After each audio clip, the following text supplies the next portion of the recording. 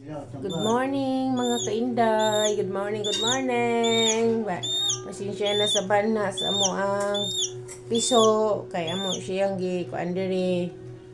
Parang mabuhi siya ba kay siya ra magud anak. Yang mama wala asa yung mama ron. Di ang siguro siyang mama ba. Good morning sa inyong tanan ni ako diri. Maglungag na po ko para paniudto.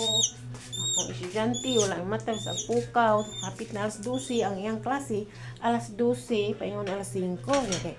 Saon na lang kung manarbaho ko, kisa may mapukaw ani niya, di biya ang eskwela mga kainday.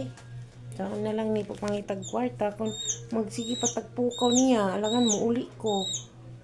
Ngita kong trabaho mga kainday kay laay sige taglingkod ug puyo.